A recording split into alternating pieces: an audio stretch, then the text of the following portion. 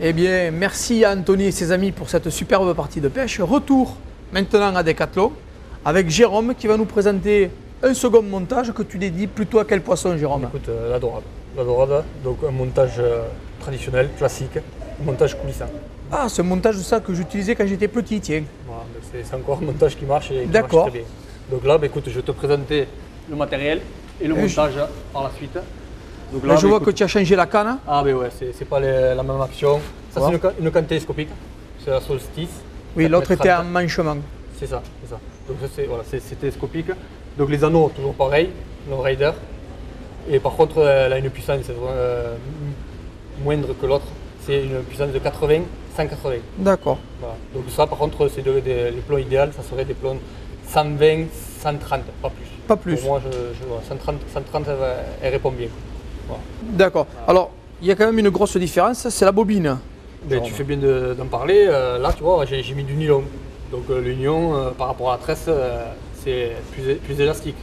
Donc la dorade, on sait très bien que la dorade, c'est un poisson très méfiant par rapport au loup qui, lui, est plus brutal, quoi. D'accord. La dorade, elle va prendre, si elle sent une résistance, la plupart du temps, elle lâche. Et elle Donc, s'en va. Voilà. Donc c'est pour ça que mieux vaut pêcher la dorade avec du nylon. D'accord. Voilà. Ben, maintenant, je vais te montrer le montage. D'accord. Hop, Hop. je t'amène le plomb. Voilà. Donc le montage méditerranéen, coulissant. Ouais.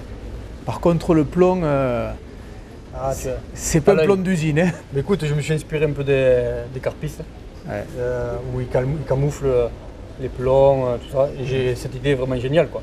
Par rapport au site où tu pêches, les postes, ben, au moins tu peux mettre la couleur du sable, de la vase. Voilà, Là, un tu peu. colles complètement à la C'est réalité le du terrain. camouflage. Ouais. Camouflage. C'est un plus. C'est un plus et moi, j'essaye de Ouais, le faire au tu mieux t'en par as rapport- inspiré. Voilà, c'est ça. D'accord. C'est ça. Donc, Comment tu le fabriques après, vite fait?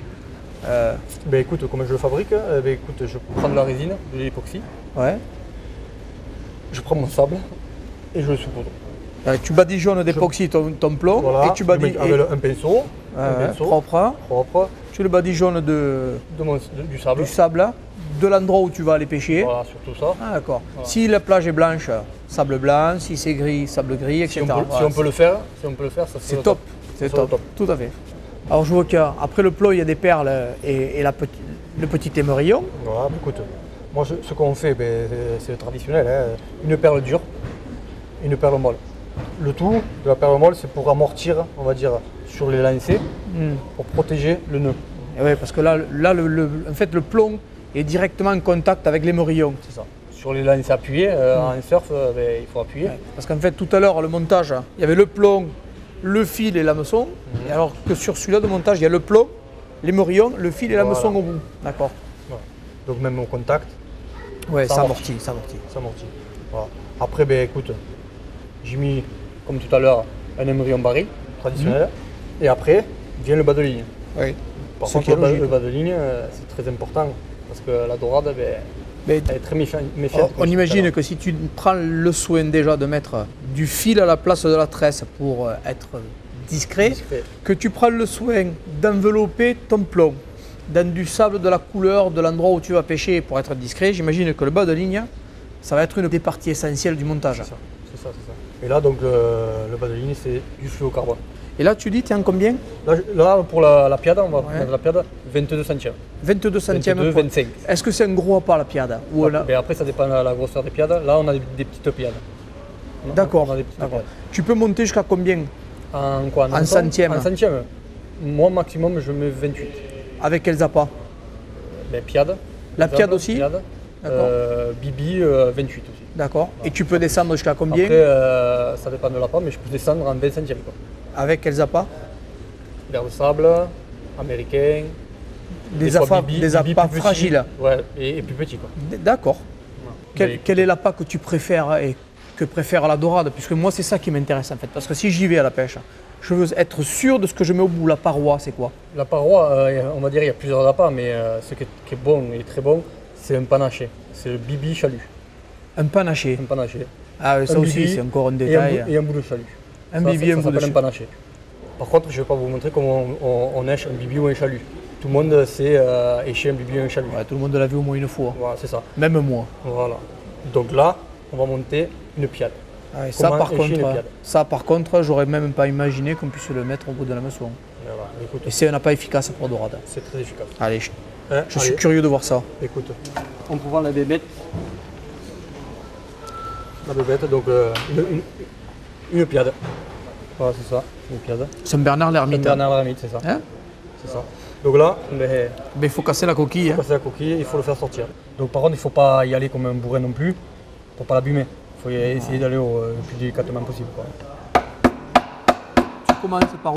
Écoute, par le bout. Par la Parce que pointe. si j'arrive à juste casser le bout, des fois, elle sort toute seule. Ah ouais, Ouais, super. Donc voilà.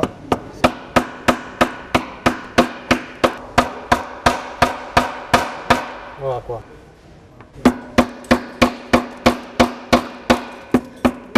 Hop. Voilà, tu vois, il faut pas aller plus loin. Pas aller plus loin. Pour la finir, bah, écoute, sur le plat quoi. Ouais, d'accord. Voilà. Ah ouais, là, super. Donc voilà la piade, Ah ouais, dernière l'ermite. Et maintenant, bah, écoute, on va le lécher. d'accord. Allez. Et montre-moi comment. Bon, par contre, Yannick, quand on fait ça, on essaie d'avoir quand même le dernier l'ermite en bonne santé quoi. Là, il a pris un petit choc. Donc il D'accord. faut essayer qu'elle soit vivante. D'accord. Voilà. Alors là, pour la lécher, c'est très facile. Tu commences par derrière. D'accord. Hein. Donc tu lui mets l'hameçon, tu plantes l'hameçon derrière, Tu le traverses. tu le traverses de part en part, D'accord. et tu vas essayer de rentrer sur le dur. Sur le dur pour que la Voilà. moisson tienne. C'est ça.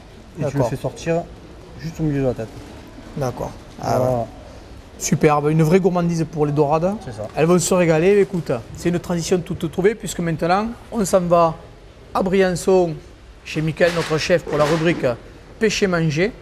Aujourd'hui, il y a du pagre au menu, le fameux pagre que nous avons capturé un petit peu avant dans l'émission et on se retrouve juste après. Tu veux une bouchée?